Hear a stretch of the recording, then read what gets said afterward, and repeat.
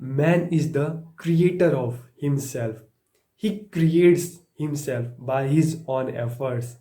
कि मनुष्य अपना निर्माता स्वयं है और खुद के प्रयासों से ही वह खुद का निर्माण करता है। तो आज के इस वीडियो लेक्चर में हम स्कूल ऑफ वेस्टर्न फिलॉसफी में एक्सटेंशलिज्म की बात करने जा रहे हैं, जो ना ही गॉड की बात करता है ना ही स्पिरिचुअलिटी की बात करता है। ये फिलॉसफी नेचर की भी बात नहीं करती, ना ही इस फिजिकल वर्ल्ड की बात करती है। ये फिलॉसफी बात करती है तो किसकी बात करती है? ह्यूमन एग्जिस्टेंस की बात करती है, ह्यूमन फ्रीडम की बात करती है, ह्यूमन डिग्निटी की बात करती है। इस फिलॉसफी का मानना है कि हर ह्यूमन जो है, हर इंडिविजुअल अपने आप में यूनिक है, हर इंडिविजुअल क्रिएटिव है। वो अपने आप को जैसा बनाता है ह्यूमन वैसा ही बनता है।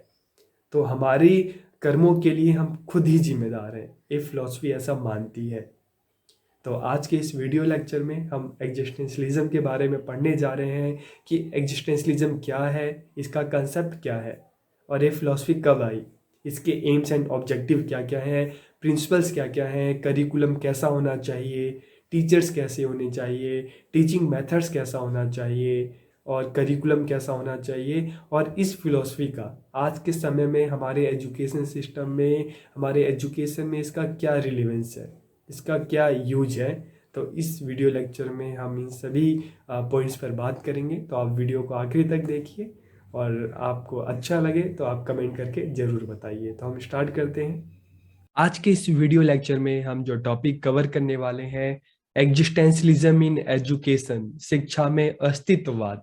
तो इस फिलॉसफी में हम जो पॉइंट्स कवर करने वाले हैं, concept, principles, AIIMS, teaching methods, curriculum, discipline, teachers और एजुकेशनल रिलेवेंस इस फिलॉसफी के क्या क्या हैं। तो ये कुछ पॉइंट्स हैं जिसकी बात इस वीडियो लेक्चर में हम करेंगे। तो आप वीडियो को आखिरी तक देखिए और कोई भी डाउट हो तो क्वेश्चन करके आप पूछ सकते हैं। तो हम स्टार्ट करते हैं।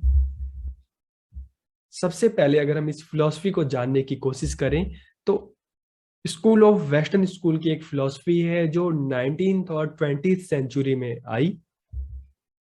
It is a principle that stabilises the dignity of man. कि एक ऐसा सिद्धांत, एक ऐसी फिलॉसफी है जो किसकी बात करती है? ह्यूमन डिग्निटी की बात करती है, मानव गरिमा की बात करती है।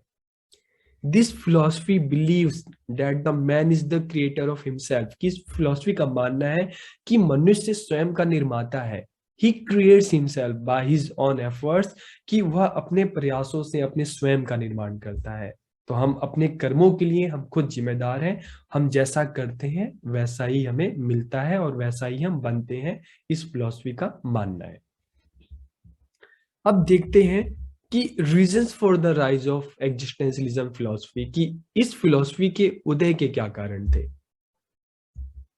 All philosophies of Europe, Europe के पुरावर्ती दर्शन, French revolution, Russian revolution, industrial revolution, increasing dominance of science and technology, two world war, dictatorship, capitalism and imperialism. तो ये सारे ऐसे क्या बात थी कि ये ऐसे कारण थे जिससे एग्जिस्टेंशलिज्म फिलॉसफी आई। तो इसका रीजन क्या था कि यूरोप की जो ओल्ड फिलॉसफी थी तो वो गॉड की बात करती थी, सॉल की बात करती थी, नेचर की बात करती थी, इस फिजिकल वर्ल्ड की बात करती थी, लेकिन ह्यूमन की बात नहीं करती थी, ह्यूमन डिग्निटी की बात नहीं करती थी। फ्रेंच रेवोल्यूशन, रशियन रेवोल्यूशन की बात करते हैं तो यहाँ पे भी हम देखते हैं कि मनुष्य का, ह्यूमन का बहुत बड़े पैमाने पर उनका फिजिकल और मेंटल हरासमेंट हुआ, उनका शोषण हुआ। तो लोगों ने अपने राइट्स के लिए आवाज उठानी स्टार्ट की। इंडस्ट्रियल रेवोल्यूशन की बात करें, औद्योगिक क्रांति की बात करें, तो जब यूरोपियन सोसाइटी में इंडस्ट्रियल रेवोल्यूशन हुआ तो यूरोपियन जो थे पूरे ऑल ओवर वर्ल्ड फैलने लगे, अलग अलग कंट्री में गए और वहां पे जाकर उन्होंने अपनी कॉलोनी बसाई, वहां के लोगों को गुलाम बनाया और उनका फिजिकली और मेंटल हरासमेंट करना स्टार्ट कर दिया। ठीक है। जैसे जैसे साइंस एंड टेक्नोलॉजी का टाइम बढ़ता गया, डेवलपमेंट होता गया, तो वैसे वैसे मशीन पर लोगों ने ज्यादा फोकस करना स्टार्ट कर दिया, ना कि ह्यूमंस पर। और जब first and second world war हुआ तो लाखों संख्या में लोग मारे गए। तो देखते हैं ह्यूमैनिटी का बहुत बड़ा लॉस हुआ। इसके अलावा डिक्टेटरशिप, कैपिटलिज्म, इंपीरियलिज्म, ये कुछ ऐसी चीज थी कि कुछ ऐसे रीजंस थे जिसमें ह्यूमन का, ह्यूमैनिटी का बहुत बड़े पैमाने पर, बहुत बड़े नंबर में क्या हुआ, हम कह सकते हैं शोषण हुआ, हरासमेंट हुआ। तो इसीलिए यूरोपियन सोसाइटी का एक ग्रुप ऐसा था जिसने ह्यूमन की बात की, ह्यूमन फ्रीडम की बात की, ह्यूमन डिग्निटी की बात की। ठीक है, तो उन्होंने ये बात उठाई। तो इस जो एक ग्रुप था जिसने ह्यूमन डिग्निटी की बात की, ह्यूमन फ्रीडम की बात की, तो इस ग्रुप को किस नाम से जाने जाने लगा, ये जो ग्रुप था और इनकी जो अपनी ये जो विचार थे, इसको एग्जिस्टेंशलिज्म के नाम से जाना जाने लगा। ठीक है, तो हम इस फिलोसफी को और आगे देखते हैं, समझते हैं।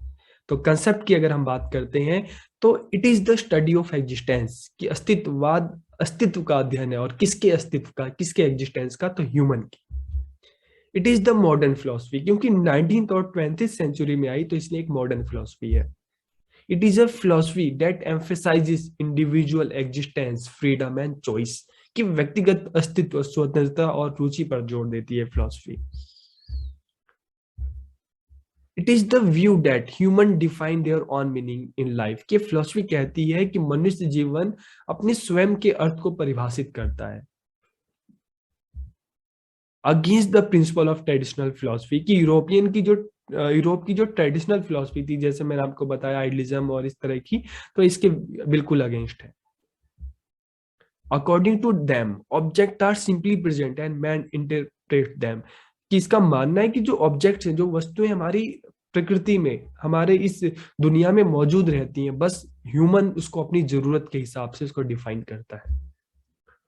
ठीक है, एक शहर में रहने वाले लोगों के लिए लकड़ी की कोई वैल्यू ना हो, क्योंकि गैस पे खाना बनाते हैं, लेकिन जंगलों में रहने वाले लोगों के लिए, गांव में रहने वाले लोगों के लिए वो लकड़ी उनकी रोजी रोटी का एक साधन है। तो इसलिए वस्तुएं मौजूद रहती हैं, ऑब्जेक्ट मौजूद रहते हैं, बस ह्यूमन उसको अपने नीड के अनुसार उसको डिफाइन करता है, इंटरप्रेट करता है। It believes that man is the total sum of his action, कि मनुष्य अपने कार्यों का, अपने कर्मों के लिए खुद जिम्मेदार है, उसका कुल योग है, हम जैसा करते हैं वैसा ही हम बनते हैं। It denies the existence of God, कि ईश्वर के अस्तित्व को नकारता है। It believes that the individual are entirely free, कि व्यक्ति पूरी तरह से स्वतंत्र है, इसलिए must take personal responsibility for themself, कि उसे अपनी व्यक्तिगत जिम्मेदारी खुद लेनी चाहिए। थिंकर्स कौन कौन से थे जिन्होंने इस फिलोसफी को दिया? सोरेन, फ्रेडरिच, जेन पॉल, अल्बर्ट, सिमोन। तो ये कुछ फिलोसफर्स थे जिन्होंने एग्जिस्टेंशलिज्म फिलोसफी को के बारे में बात की, इसको आगे बढ़ाया। अगर हम प्रिंसिपल्स की बात करते हैं, तो एक ऐसी फिलोसफी है जो ह्यूमन एग्जिस्टेंस की बात करती है, ह्यूमन फ्रीडम की बात करती है, इंडिविजुअल चॉइसेस की बात करती है, और मानती है कि एवरी इंडिविजुअल यूनिक, कि प्रत्येक व्यक्ति अद्वितीय है। इंडिविजुअल डिग्निटी की बात करती है, क्रिएटिव एफर्ट्स की बात करती है, रचनात्मक प्रयास, की हर इंसान में क्रिएटिविटी है, तो इसलिए उसको एफर्ट्स करना चाहिए उस क्रिएटिविटी को बाहर लाने के लिए।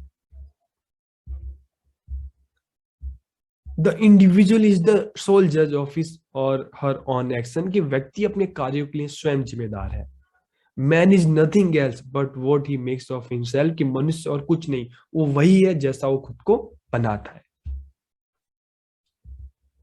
अगर हम ऑब्जेक्टिव की बात करते हैं, to help student understand and appreciate themself as unique individual, कि विद्यार्थियों को स्वयं अद्वितीय व्यक्ति के रूप में समझने और सराहना करने में मदद करना। To educate the whole person not just mind, कि पूरे पर्सनैलिटी का डेवलप करना है, ऑलराउंड डेवलप करना है बच्चों का, ना कि केवल उनके माइंड का। ठीक है, तो व्यक्ति को संपूर्ण रूप से शिक्षित करना है। Education should help the individual to make him human, कि शिक्षा ऐसी हो जो इंसान को इंसान बनाए। Develop the effective side of life, कि जीवन के प्रभावी पक्ष का विकास करना, ताकि मनुष्य जो है, इंसान जो है, अपनी लाइफ को अच्छे से जी सके, उसको इस काबिल बनाना ताकि अपनी लाइफ को अच्छे से जी सके, उसकी स्किल को डेवलप करना। Foster the growth of uniqueness in man, कि मनुष्य में विशिष्टता की वृद्धि को बढ़ावा देना, कि हर इंसान में कुछ काबिलियत होती है, उसी काबिलियत को निखारना, उसी को आगे बढ़ाना। Foster the capacity for self direction, की आत्मनिर्देशन की क्षमता को बढ़ावा देना। ठीक है। इंसान को, बच्चों को इस काबिल बनाना, इस लायक बनाना कि वो खुद से खुद को गाइड कर सके, खुद को खुद से मोटिवेट करके आगे बढ़ा सके। Development of introspective power, self observation की आत्मनिरीक्षण शक्तियों का विकास, कि बच्चों को इस तरह से मतलब उनको इस काबिल बनाना कि वो खुद को ऑब्जर्व कर सके, अपनी स्ट्रेंथ को, अपनी वीकनेस को पहचान सके, ठीक है, और उस आधार पर खुद को आगे बढ़ा सके।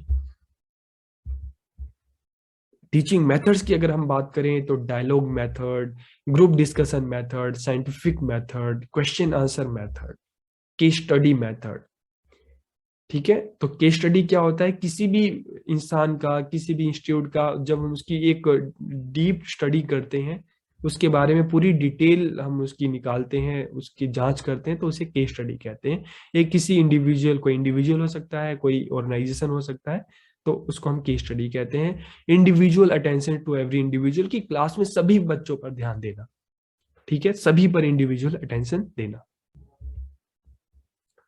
करिकुलम कैसा होना चाहिए, तो अब जब ह्यूमन की बात की गई है, ह्यूमन फ्रीडम की बात की गई है, ह्यूमन हैप्पीनेस की बात की गई है, तो सब्जेक्ट भी उसी तरह से होने चाहिए।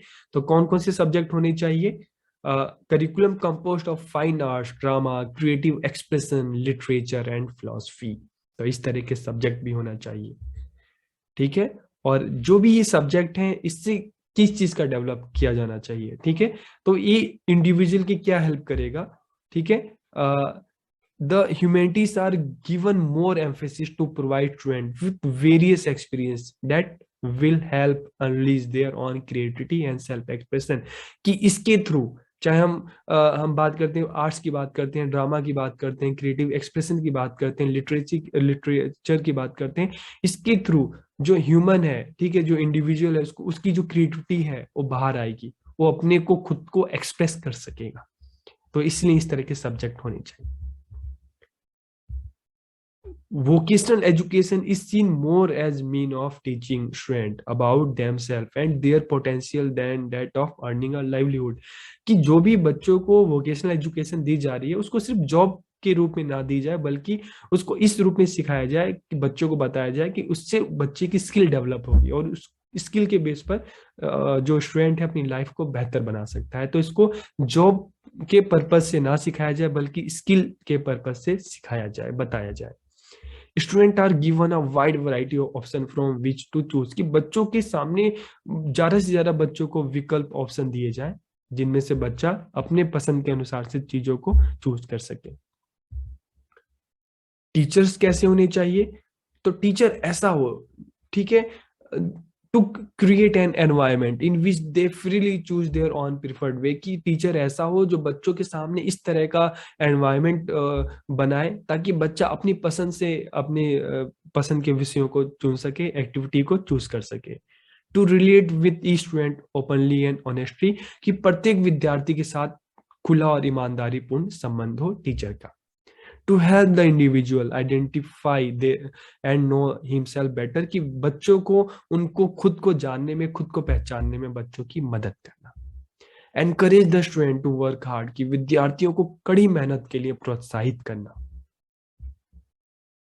और स्टूडेंट का क्या रोल होना चाहिए, to freely choose what subject they want to study as long as they are interested in, कि विद्यार्थियों को जिन विषयों में, जिन सब्जेक्ट में रुचि हो, उसका चयन करने में, उसको चूज करने में और उसको पढ़ने में पूरी फ्रीडम मिलनी चाहिए, ठीक है। To define their own meaning of life, की अपने जीवन के अर्थ को परिभाषित कर पाए, बच्चों को इस तरह से सिखाना चाहिए। डिसिप्लिन किस तरह का होना चाहिए, तो सेल्फ डिसिप्लिन की बात की गई है।